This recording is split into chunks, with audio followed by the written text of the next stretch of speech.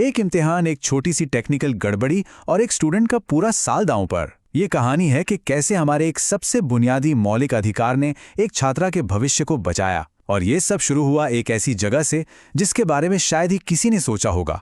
जरा सोच कर देखिए, साल भर की कड़ी मेहनत और एग्जाम से ठीक पहले कोई आकर कह दे कि आप एग्जाम दे ही नहीं सकते, और इसमें आपकी कोई जरा सी भी गलती नहीं है। किसी भी स्टूडेंट के लिए इससे बुरा सपना और क्या हो सकता है ना? बस आज की हमारी कहानी इसी बुरे सपने के सच होने से शुरू होती है। और इस पूरी लड़ाई का मैदान था इलाहाबाद हाई कोर्ट। यहीं पर एक ऐसा केस पहुंचा जिसने पढ़ाई के हक और जीने के हक के बीच एक बहुत ही गहरा और जरूरी कनेक्शन सामने लाके रख दिया। तो ठीक है, चलिए इस कहानी में और गहराई से उतरते हैं। सबसे पहले मिलते हैं उस स्टूडेंट से जिसके साथ ये सब कुछ हुआ। ये हैं श्रेया पांडे, बीएससी बायोलॉजी की एक होनहार स्टूडेंट। उन्होंने अपनी पढ़ाई शुरू की, टाइम पर फीस भरी और वो सब कुछ किया जो एक स्टूडेंट को करना चाहिए। लेकिन जैसे ही एग्जाम का टाइम आया, उन्हें एक झटके में रोक दिया गया। उन्हें एडमिट कार्ड ही नहीं दिया गया। तो ये सब आखिर हुआ कैसे? देखिए, 16 जुलाई 2025 को श्रेया ने नॉर्मली अपनी फीस जमा की, लेकिन अक्टूबर आते आते कॉलेज को पता चला कि कुछ डेटा में गड़बड़ी है। जब नवंबर तक भी एडमिट कार्ड नहीं आया तो श्रेया ने यूनिवर्सिटी में अपील की, लेकिन कोई हल नहीं निकला और आखिर में 8 जनवरी 2026 को अपना पूरा एकेडमिक साल बचाने के लिए उन्हें हाई कोर्ट का दरवाजा खटखटाना पड़ा। तो सवाल ये है कि आखिर ये गड़बड़ी थी क्या? ऐसी क्या वजह थी कि एक स्टूडेंट को एग्जाम देने से ही रोक दिया गया? चलिए इस डिजिटल पहेली की तह तक चलते हैं। इस पूरी प्रॉब्लम के सेंटर में था ये सिस्टम, समर्थ पोर्टल। ये यूनिवर्सिटी का ऑफिशियल वेब पोर्टल है जहां एग्जाम में बैठने के लिए हर स्टूडेंट का रिकॉर्ड अपडेट होना ही चाहिए। इसके बिना नो एडमिट कार्ड। सिंपल। अब देखिए, प्रोसेस तो बहुत सीधा साधा लगता है। स्टूडेंट कॉलेज में एडमिशन लेता है, कॉलेज उसका डेटा समर्थ पोर्टल पर अपलोड करता है और फिर यूनिवर्सिटी उस डेटा के बेस पर एडमिट कार्ड इशू कर देती है। लेकिन श्रेया के केस में ये दूसरा स्टेप ही गड़बड़ा गया। उनकी फाइल, आप कह सकते हैं, एक तरह की डिजिटल लिम्बो में फंस गई। और इसके बाद शुरू हुआ एक दूसरे पर बात डालने का सिलसिला। कॉलेज का कहना था, हमने तो यूनिवर्सिटी को 30 स्टूडेंट्स की लिस्ट दे दी थी जिनमें ये प्रॉब्लम थी।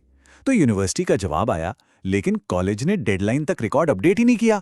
कॉलेज ने फिर पॉइंट उठाया, अच्छा, पर आपने बाकी 25 स्टूडेंट्स का रिकॉर्ड तो ठीक कर दिया, फिर श्रेया का क्यों छोड़ दिया? यूनिवर्सिटी अपने एक ही तर्क पर अड़ी थी, पोर्टल पर रिकॉर्ड अपडेट नहीं तो एडमिट कार्ड नहीं। और इस सारी ब्यूरोक्रेटिक खींचतान के बीच पिस कौन रहा था? श्रेया, जिसका भविष्य बीच में ही अटक गया था। जब ये मामला कोर्ट के सामने पहुंचा तो जज साहब ने इस पूरी उलझन को बहुत ही साफ तरीके से देखा।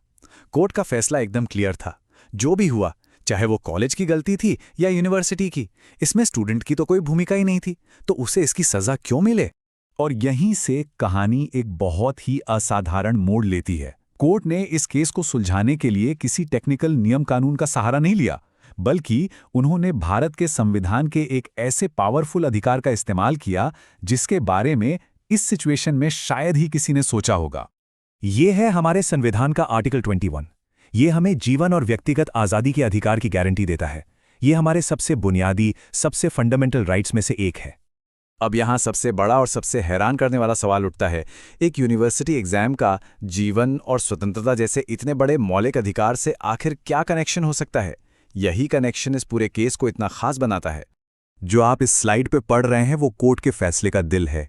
इलाहाबाद हाई कोर्ट ने यह तर्क दिया कि जीने का अधिकार सिर्फ सांस लेने का अधिकार नहीं है, ये एक सम्मानजनक, एक डिग्निफाइड लाइफ जीने का अधिकार है। और अगर कोई इंसान एग्जाम पास करके अपनी काबिलियत साबित करता है तो उसकी लाइफ बेहतर होती है। इसीलिए एजुकेशन एक सम्मानजनक जीवन का एक बहुत जरूरी हिस्सा है। और ये कोई पहली बार नहीं कहा गया था। कोर्ट ने दिल्ली हाई कोर्ट के एक पुराने फैसले का भी जिक्र किया, जिसने इस बात को और भी मजबूत किया। किसी स्टूडेंट को एग्जाम देने से रोकना सीधे सीधे आर्टिकल 21 यानी जीवन के अधिकार का उल्लंघन है। तो इस दमदार तर्क के आधार पर कोर्ट ने आखिर क्या फैसला सुनाया? चलिए देखते हैं कि श्रेया को इंसाफ कैसे मिला। कोर्ट का आदेश बिल्कुल साफ और टू द पॉइंट था। सबसे पहले श्रेया के लिए इंसाफ, 2 हफ्ते के अंदर उसके लिए एक स्पेशल एग्जाम कराया जाए और रिजल्ट घोषित हो। दूसरा, उसका भविष्य सुरक्षित किया गया, सारे रिकॉर्ड्स फौरन अपडेट किए जाएं। और आखिर में सिस्टम को जिम्मेदार बनाया गया। यूनिवर्सिटी को बताना होगा कि आगे से ऐसी गड़बड़ियां रोकने के लिए उनके पास क्या प्लान है। तो श्रेया को तो इंसाफ मिल गया, लेकिन इस एक केस का हम सब के लिए क्या मतलब है? ये फैसला इतना जरूरी क्यों है? इस फैसले का सबसे बड़ा सबक यही है। ये हमें याद दिलाता है कि हमारे मौलिक अधिकार सिर्फ संविधान के किताबों में लिखे हुए कुछ भारी भरकम शब्द नहीं हैं। वो असल जिंदगी में काम करते हैं। वे एक शील्ड की तरह हैं, एक सुरक्षा कवच जो हमें और हमारे भविष्य को सिस्टम की गलतियों और लापरवाही से बचाता है। और ये हमें एक बड़े सवाल पर सोचने के लिए छोड़ जाता है। क्या हमारे आसपास और भी ऐसे फंडामेंटल राइट्स हैं जो चुपचाप हमारी रोजमर्रा की जिंदगी पर असर डाल रहे हैं और हमें शायद इसका अंदाजा भी नहीं है? ये सोचने वाली बात है ना?